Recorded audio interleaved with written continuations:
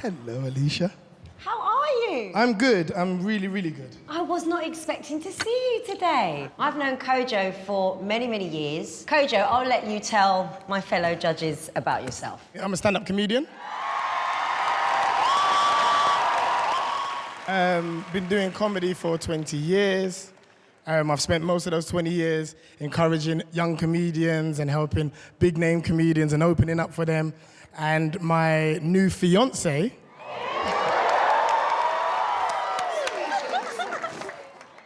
we've got a little boy called Roman who's here as well.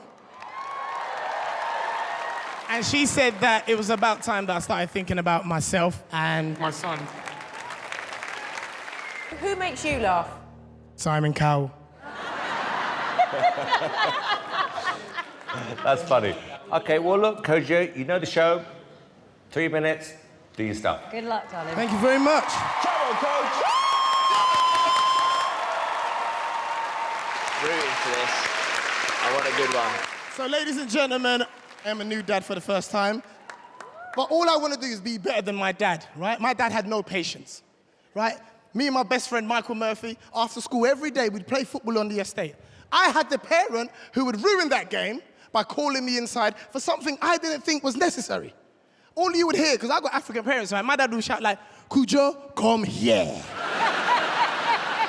Now, Michael always had confrontation with my dad. He was like, Coach, what's going on, mate?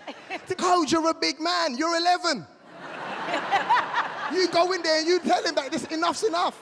Now, ladies and gentlemen, there was a little part of me that believed in Michael's spirit. But then I remembered he don't live in my house. So I turned to my dad, I said, Dad, what's up? Go to the store and get me Ribena. Ladies and gentlemen, this is all I said. Dad! Can't you get it yourself? It was 1 p.m., but it got dark real quick. The pigeons weren't even flying anymore. They came down to warn me.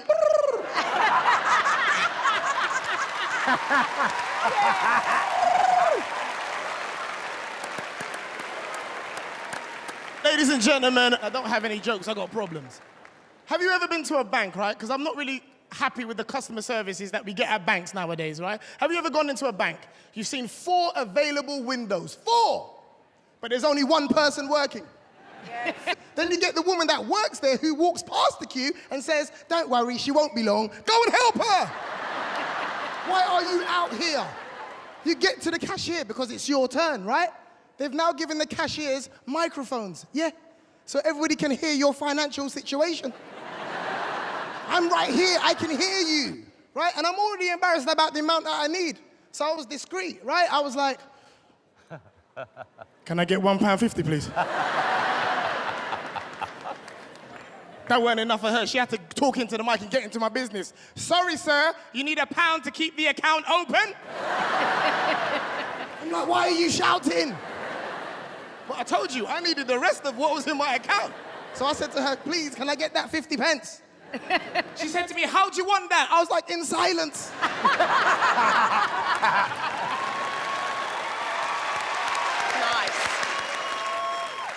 I was so frustrated that I rushed out of the bank. I rushed out to be greeted by the most creative homeless person I have ever met. He rushed up to me and said, look, mate, I know you're in a rush, but can I please get 20 pence to get something to eat? Ladies and gentlemen, I looked at him and said, you know where to eat for 20 pence? I said, mate, I'm coming with you.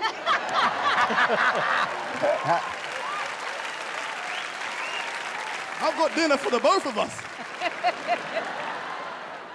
When you're broke, right, and you ain't got no money, there's certain things that you can't enjoy. Like a cab ride, right? You can't enjoy the black cab ride, you can't enjoy it, right? I went into a black cab recently, me and my mate, we jumped in. He was getting comfortable. Clearly, he's got more money than me. He was looking outside the window, talking to the driver. He fell asleep. Ladies and gentlemen, when you ain't got no money, you only look at one thing, the meter.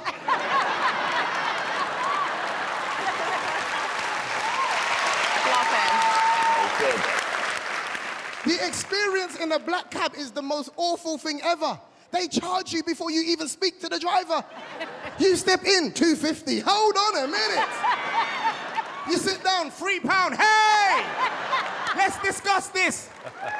Ladies and gentlemen, it's got to a point where I don't even have a destination when I get into a black cab. When the driver says, where do you want to go? I say, take me to £5. Very good. My name's Kojo. Thank you very much, ladies and gentlemen.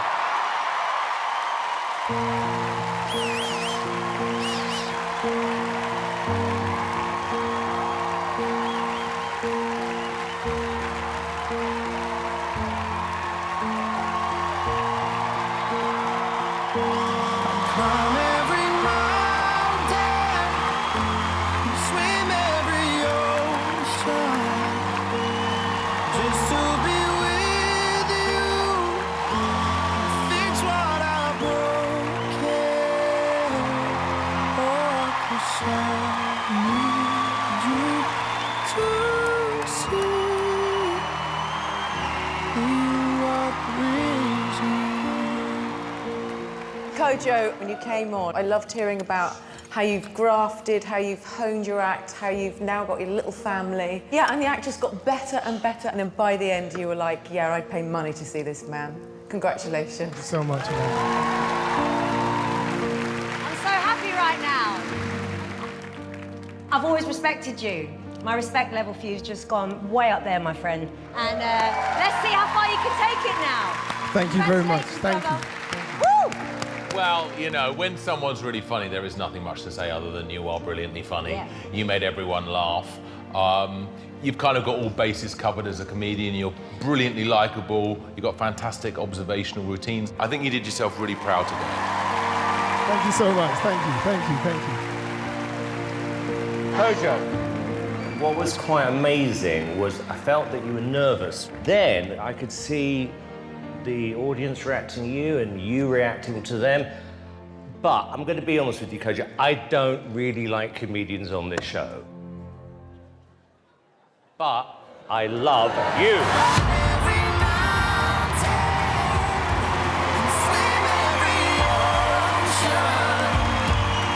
Just to be with you, fix what I broken. No, 'cause I need you to see.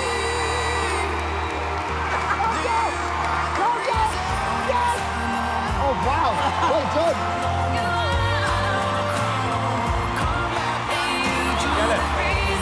I get it. Thank you. I really get it.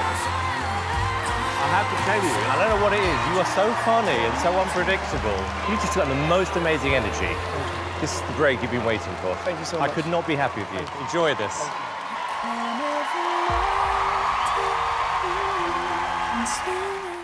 Good luck. Enjoy.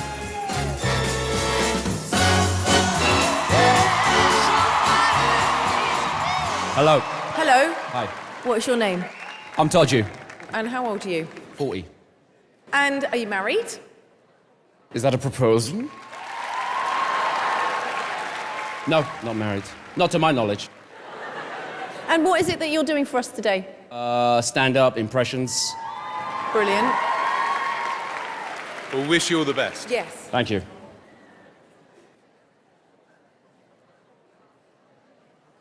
I love TV, man. Anybody here remember Blind Date?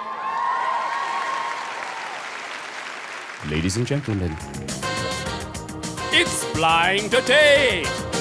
And here's your host, Miss Cilla Black! Oh. Oh. We've got 3 bonny lads behind that screen. I didn't expect me to do Scylla. I really didn't. And here's the gorgeous girl who's gonna meet him. Her name's Amanda. Come in, Amanda. You know, I'd love to have seen. The screen goes back. She doesn't like the look of the guy. She makes it clear. Du-du-du-du-du-du.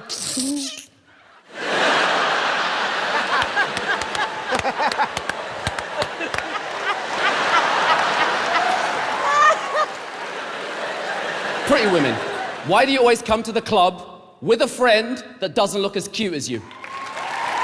Yes, and guys, Just as you're about to get the cute one's number, the friend comes along and messes it up completely. Yes, let me set the scene, Alicia. Hi, you're kind of cute.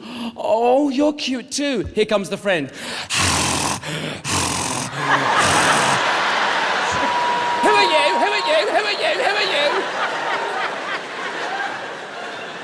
Then they turn to their friend. Who is he? Who is he? Who is he? Then they turn back to you. Are you a nutter? You look like a nutter. You act like a nutter. Can you prove you're not a nutter? Exactly what I thought. You are a nutter. If I'm not getting a man, no one's getting a man.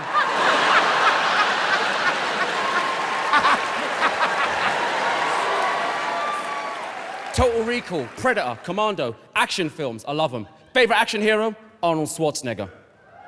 Yes. Because Schwarzenegger is always asking questions. What the hell is going on? What did I do wrong? And he's always trying to explain his drama to other people that don't care. Some men just tried to kill me. I think they were spies or something. Harry from work, he was the boss. Blood on my shirt, blood on my hands, blood on my knife. He tried to take my life. Get down! Thank you. He's funny. I like it.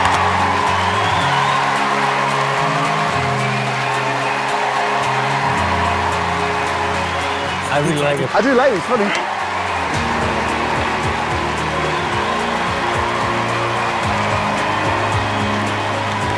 I like it.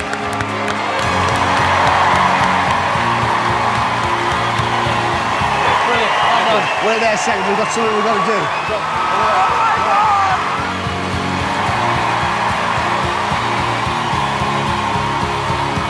Together?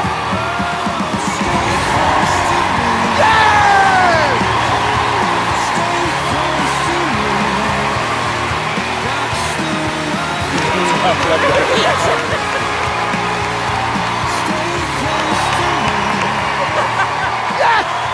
Yes, my friend!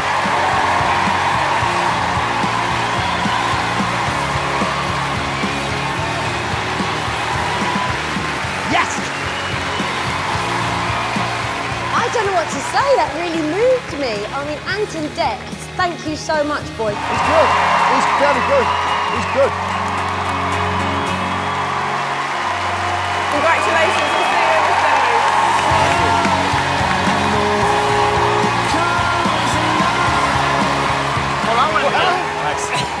Well done. There's no one out there that I can think of right now who's like that. See you in the studio. Well done. Go and celebrate. Thanks, love. I'm talking about nerve-wracking.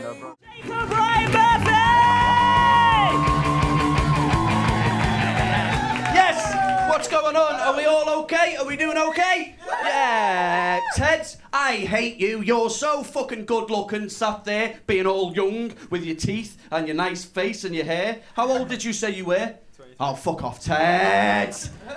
I would eat my cereal out of those dimples, you know. I am just not on board with it, Ted. Because look, right, and you were a Pilates teacher, yeah? Yeah? Okay, good. Oh. Oh. Anyway, don't worry about it, Ted. That's fine. It's all about me now.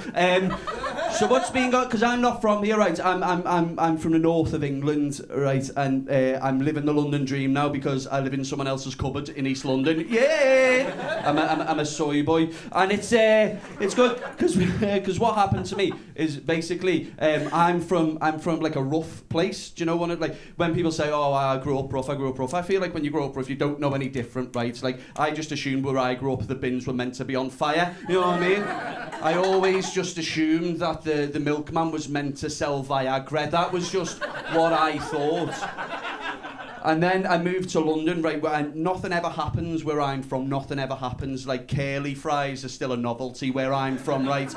And then I moved to London where everything happens all the time, all at once. 24 hours into being here, I saw 2 nuns in a Pizza Hut. Just stood next to the salad bar being all holy. That was the best day of my entire life. I'd never seen a nun before. I'd never even seen a salad bar. So, you know, It's good. I like because I live in East London, and East London is like super multicultural, right? It's very different to where I'm from. Very multicultural. Every gender, creed, nationality, and sexuality have all come together in East London to have one big fight in a kebab shop. It's as close as you can get to social utopia with garlic mayonnaise, Ted. I don't know of a nicer place where you can get on the bus and be told to fuck off in 12 different languages. So. I say, but I feel like everybody, because you're a Pilates teacher, right? I feel like I'm gonna keep on saying it until you get a proper job. I feel like, because we live by trends now, like we live by trends in London. This is the thing I can't get on board with. I get really nervous about things like we live by trends. Everybody looks at the phone and go, oh, this is what I'm meant to be doing. And like when I feel good about myself, when I feel happy with my life, right, every so often my phone will just randomly open on the front camera to remind me that from this angle I look like an old woman's fat knee, right? That's where I'm at. It'll open there, it'll be like, oh, there you go, Jake, just to remind you, you don't have a neck, right? You're just nipples all the way to nose, that's what it is. That's why I have the moustache, to act as a reference point.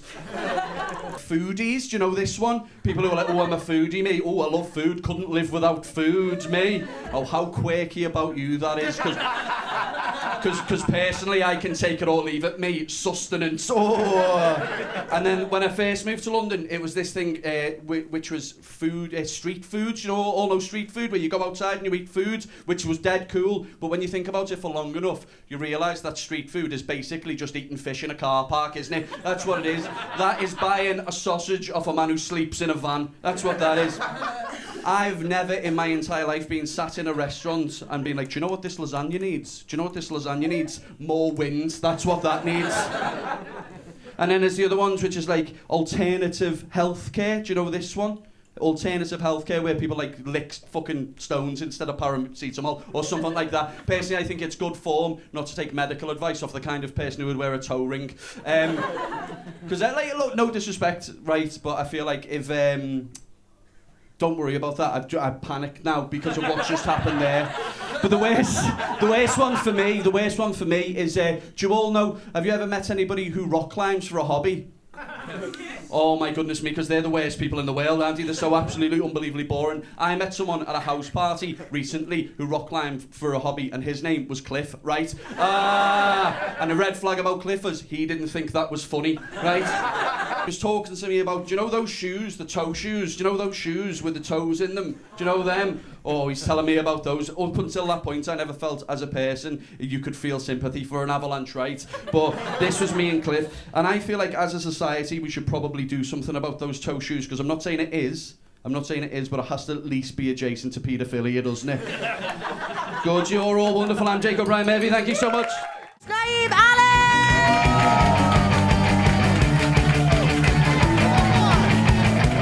Yes, guys! Oh, I'm so pumped, guys. I'm so excited. That's me. That's my excited noise. I just came back from Saudi Arabia. That's why I'm excited. And in the least creepy way possible, I'm so happy to see so many women's elbows in tonight. My friend told me I shouldn't have said that one. But little about me. I'm Muslim. Any Muslim people in the house? Any Muslim brothers and sisters? Good. This is just a security check for the venue. Just so. Sorry if you found that offensive. I did actually grow up in a religious household. By that I don't mean I lived in a flat above a Mecca bingo. Growing up with Muslim parents was hard, right? Definitely a lack of love than the norm. Piggybacks, never allowed.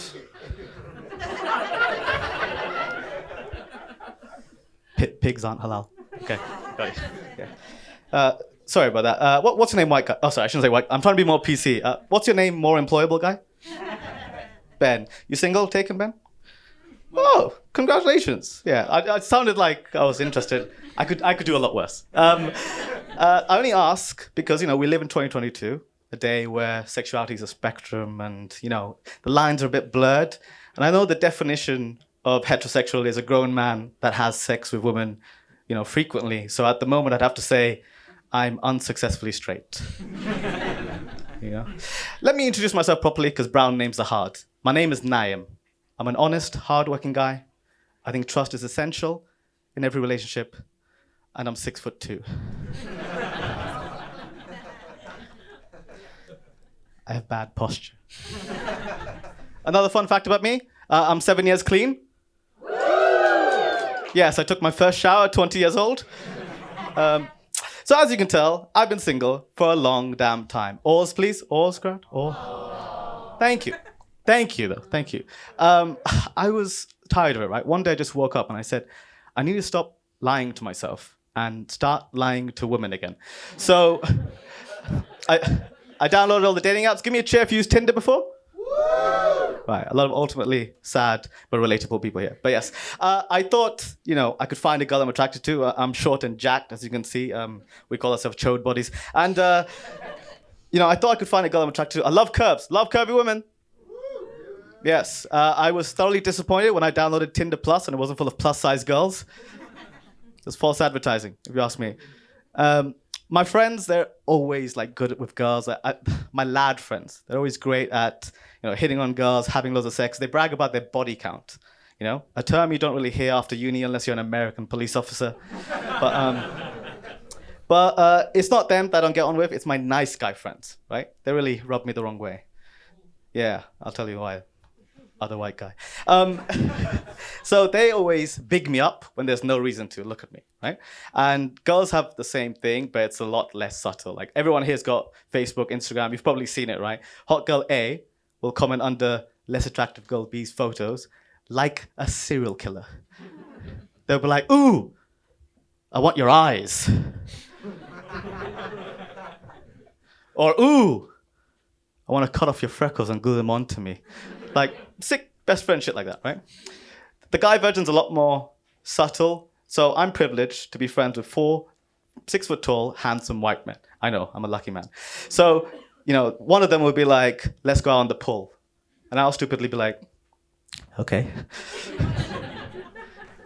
We go out, we go to a club, we go to a dance floor, right? Girls approach us, they talk to them, and then they look at me, and I know this is what they're thinking. I know for 100% fact. They're thinking, why did they invite the Uber driver inside?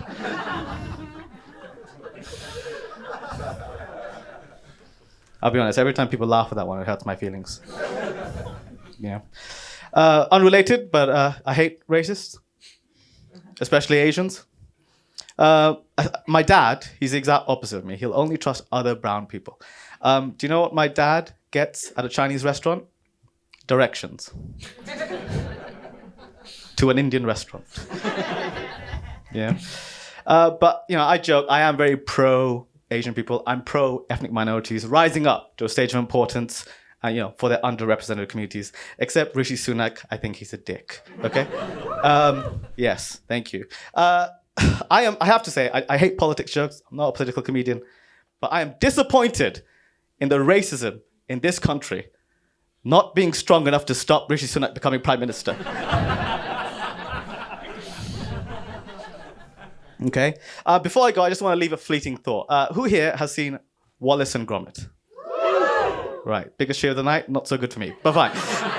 So, I don't know how Rishi Sunak can be taken seriously, right? Because to me, he looks like if Wallace fucked Gromit. That's what he looks like. He's got Wallace's beady eyes and skin like a hairy bitch. Okay, I'm done now, but thanks, guys, for listening to me. Have a good one, man.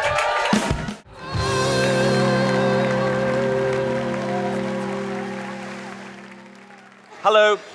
Hello, how are you? You look happy. I am. I'm quite delighted. Hello. What's your name? My name is Daliso Chaponda. That's an amazing name. That's a Malawian name. Malawian? Yes. So I'm from Malawi, but I live in Manchester. Why have you come on Britain's Got Talent? I've come to make the people laugh. I am a comedian. Oh, yes! I'm a comedy writer. I would love the winner of Britain's Got Talent this year to be a comedian. Oh, no pressure. No pressure. Who are you here with? So I'm here just alone. My brother, no, he wanted to come. He's a doctor. And he was like, either I should save lives or come with you. Were your parents disappointed that one of you was a comedian, one of you was a doctor? They were absolutely horrified because I was studying computer programming. So I had a future. And I just decided, no, let me be a clown. So we shall see. Oh, darling, good luck. Okay, excellent. Well, I'm at that age now, all my friends are getting married, and married people forget how horrible it is being single. They love to call me and complain about their coupley problems. Always get, you're so lucky being single. I get home, my wife just starts nagging, nag. I'm like, hey, I have to nag myself. I get home, I'm like, what time do I call this? Why don't I ever do the dishes? Sometimes I think I don't appreciate myself.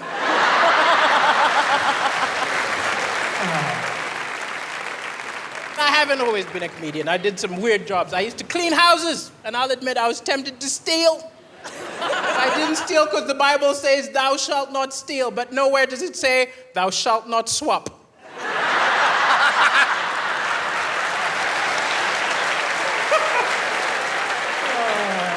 I took a stereo, left a Walkman. Took a plasma screen, left an Etch-a-Sketch. As I mentioned, I am from Africa. I moved here 10 years ago. And immediately I moved here, I heard a lot of British people talking about the financial crisis, the recession. I'm from Africa. What are you maniacs talking about? You call that a crisis? If that's a crisis, where is UNICEF? Where is Bono? I have not seen one Save the UK concert. You can tell me it's a financial crisis when there are planes flying over Birmingham tossing fish and chips out the window.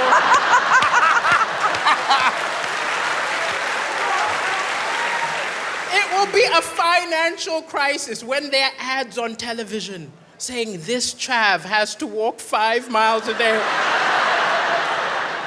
to get a bottle of WKD Blue.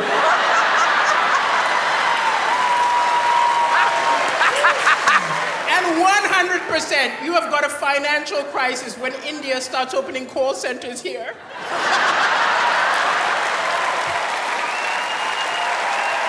Can you imagine some poor guy in Mumbai calls his bank, ends up talking to a Brahmi? Thank you so much, Brahmi.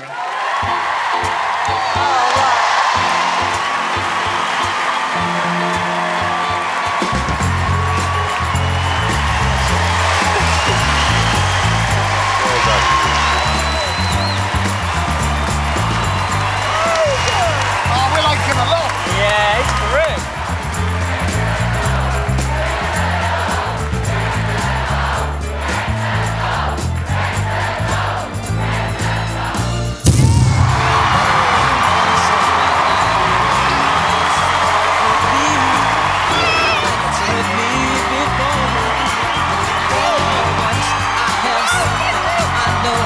Desert me, I'm not alone anymore. You got a win! Thank you! No, it's funny, I liked it. I'm so happy!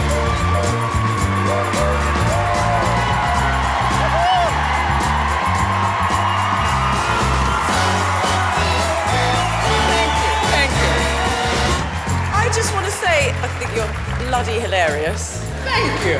Self-deprecating, funny, relevant. I mean, laugh after laugh after laugh. It just kept on coming.